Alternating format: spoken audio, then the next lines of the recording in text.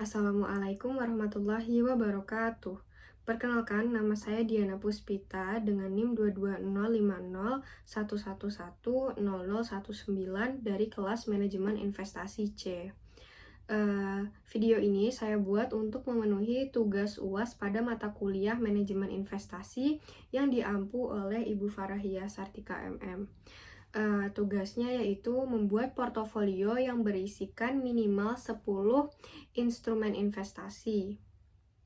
Saya akan menjelaskan portofolio secara umum.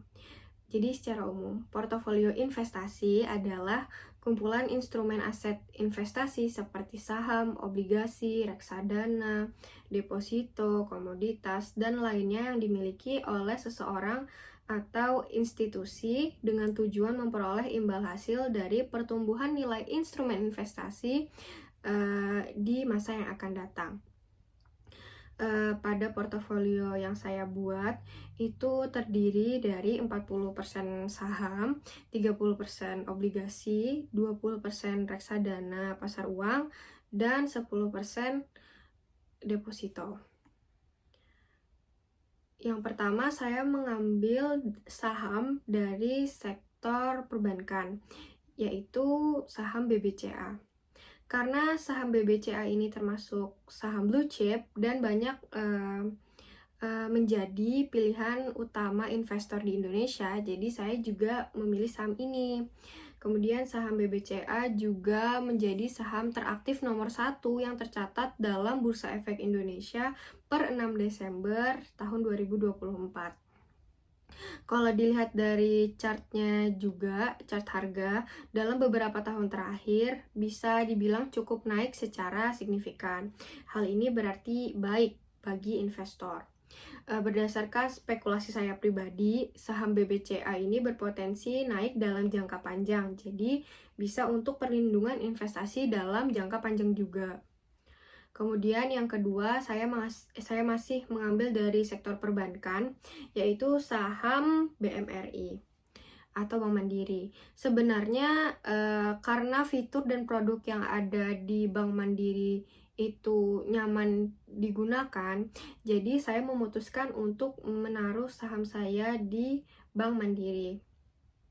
Kalau dari chart harga saham memang cukup berfluktuasi, namun tetap mengalami kenaikan dari tahun anjloknya 2021 dan tetap mengalami kenaikan hingga tahun 2024. Dalam hal ini juga Bank Mandiri melakukan pembagian dividen secara rutin setiap tahunnya.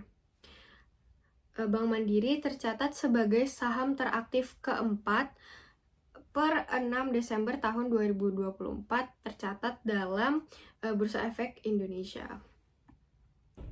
Selanjutnya saya mengambil saham di sektor teknologi, yaitu saham MTDL atau Metro Data Electronics. Saham ini menjadi pilihan menarik di sektor teknologi karena pertumbuhan pesat pada industri teknologi informasi dan digitalisasi di Indonesia. Perusahaan ini menurut saya memiliki fundamental yang baik dengan pendapatan yang terus meningkat karena tingginya permintaan perangkat keras dan perangkat lunak. MTDL mencatat pertumbuhan kinerja positif selama 9 bulan pertama tahun 2024 dengan pendapatan naik 14,1% menjadi 17,2 triliun dan laba bersih meningkat 13,3% menjadi 455,4 miliar dibandingkan dengan periode yang sama di tahun sebelumnya, yaitu 401,8 miliar. Jika dilihat dari chart harga saham juga, MTDL ini menunjukkan kestabilan sejak tahun 2022 hingga tahun 2024 setelah harganya anjlok di tahun 2021. Kemudian yang keempat adalah saham teknologi juga, yaitu saham Gotoh. Saham Gotoh ini merupakan salah satu saham teknologi terbesar di Indonesia yang mempresentasikan ekosistem digital, mulai dari e-commerce, layanan transportasi online, dan sistem keuangan online. Perusahaan ini juga memiliki fundamental yang cukup baik menurut saya. Meskipun mengalami harga yang menurun pada tahun 2024 ini, harga saham termasuk stabil jika dilihat pada chart harga saham. Goto memiliki potensi pertumbuhan signifikan dan jangka panjang meskipun kalau dilihat risikonya juga sangat besar. Nah, itu tadi keempat saham yang saya masukkan pada portofolio saya. Selanjutnya, saya akan memasukkan instrumen investasi obligasi. Saya memilih 3 obligasi yang diterbitkan oleh pemerintah. Saya merasa obligasi yang diterbitkan oleh pemerintah itu lebih aman dan lebih terpercaya. Di sini saya mengambil seri PBS atau sukuk, yaitu PBS 032. PBS 032 ini merupakan obligasi jangka pendek yang jatuh tempo pada tanggal 15 Juli 2026. Kan saya tidak pernah tahu apa yang akan terjadi kepada saya di masa yang akan datang dalam waktu dekat. Jadi saya memutuskan untuk mengambil obligasi ini. Obligasi ini juga menjadi instrumen investasi yang mudah dilikuidkan.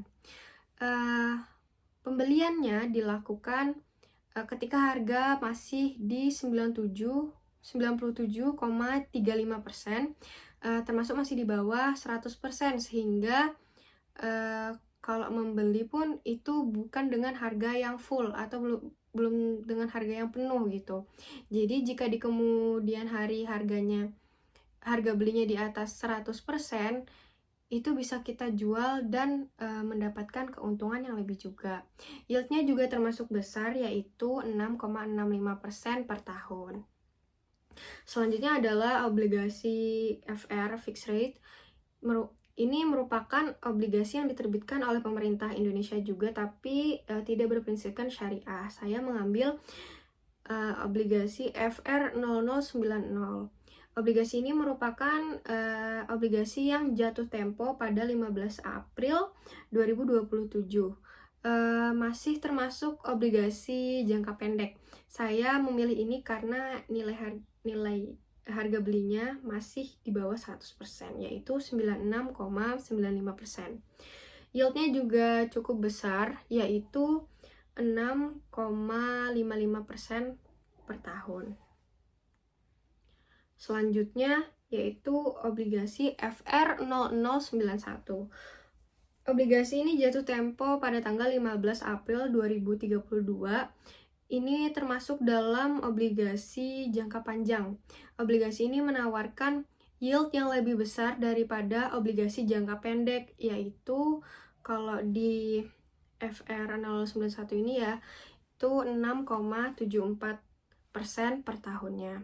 Obligasi ini memiliki peluang capital gain jika suku bunga acuan turun, meskipun volatilitas harganya lebih tinggi dibandingkan obligasi jangka pendek.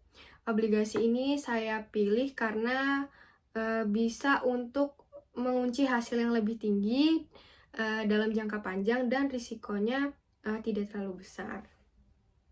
Selanjutnya saya beralih ke instrumen investasi lainnya, yaitu reksadana. Saya memilih reksadana pasar uang BRI Seruni Pasar Uang Jilid 3. Saya memilih reksadana ini karena imbal hasil per tahunnya cukup tinggi, yaitu 5,34 per tahun. Terus grafik NAV-nya juga kalau dilihat itu naik secara signifikan. Reksadana pasar uang ini tergolong investasi dengan tingkat risiko yang rendah juga. Reksadana ini banyak dipercaya oleh investor. Ada sekitar 2.590 orang yang membeli reksadana dalam satu hari terakhir per 6 Desember 2024. Saham ini menjadi saham berperingkat top pada aplikasi Bibit. Jadi investor yang membeli itu di aplikasi Bibit. Nah, berperingkat top ini berarti reksadananya itu berkualitas yang dikurasi per 3 bulan oleh tim Bibit berdasarkan AUM-nya, return, drawdown, expense ratio, serta reputasi manajemen investasinya. Kemudian selanjutnya saya memilih reksadana pasar uang tapi berbasis syariah, yaitu Trimegah Kasyariah.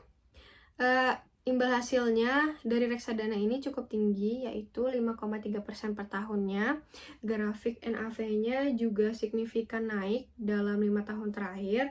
Tentunya Trimegah Kasyariah ini tingkat risikonya juga lebih rendah karena dia ya termasuk reksadana itu tadi. Pada aplikasi Bibit, reksadana ini tidak tergolong top, namun banyak investor yang membeli reksadana ini. Kalau dilihat di aplikasi Bibit itu sekitar 2.380 dalam satu hari per 6 Desember 2024 itu investor yang membeli reksadana ini. Saya pikir itu dikarenakan tingkat returnnya yang cukup tinggi dan menarik bagi orang yang menggunakan prinsip syariah dalam berinvestasi gitu. Terus kemudian yang terakhir yaitu saya membeli deposito. Nah, depositonya pada Crown. Jadi Crown menawarkan bunga tabungan mencapai 6% per tahun dan untuk deposito mencapai 8,75% per tahun. 8,75% per tahun. Artinya, bunga tersebut melampaui batas yang dijamin lembaga peminjam simpanan atau LPS, yaitu level 4,25%. Crown Bank itu memberikan bunga 8,75% untuk simpanan deposito di atas 5 juta dengan jangka waktu 6 bulan pertama. Deposito Crown Bank ini tampak lebih unggul dari segi keuntungan karena besar bunganya itu tadi yang cukup tinggi. Hanya saja LPS kan belum bisa menjamin terkait hal tersebut. Tapi saya tetap memilih bank ini. Terima kasih. Itulah instrumen investasi yang terdapat dalam portofolio saya. Saya mohon maaf apabila ada kesalahan atau ketidaksesuaian dalam penugasan ini. Wabillahi taufiq wal hidayah. Wassalamualaikum warahmatullahi wabarakatuh.